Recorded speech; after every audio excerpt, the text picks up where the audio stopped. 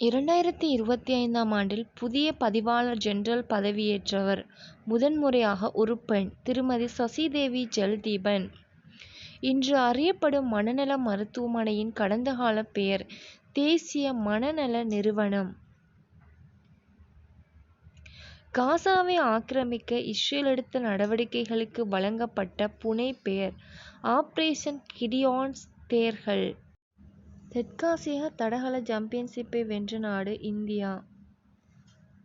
2025ஆம் ஆண்டிற்கான இலக்கியத்திற்கான நோபல் பரிசு வழங்கப்பட்டது லாஸ்லோ கிருஷ்ணஹோர்காய்.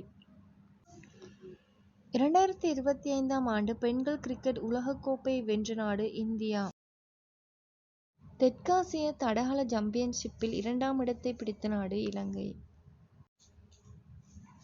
ஹென்லி பாஸ்போர்ட் குறியீட்டின்படி உலகின் சிறந்த பாஸ்போர்ட்டை கொண்ட நாடு சிங்கப்பூர். கொரிய கிராமப்புற சமூக மேம்பாட்டு அமைச்சகத்தினால் இந்த நாட்டில் நடாத்தப்படும் திட்டத்தின் பெயர் என்ன? கோப்பியா. டொனால்ட் டிரம்ப் சமீபத்தில் அமெரிக்க வளைகுடாவை இவ்வாறு குறிப்பிட்டார்: மெக்சிகோ வளைகுடா. தெற்காசிய தடகள சாம்பியன்ஷிப்பில் இலங்கை பெற்ற பதக்கங்கள்: தங்கப்பதக்கம் 16, வெள்ளி 14, வெண்கலம் 10.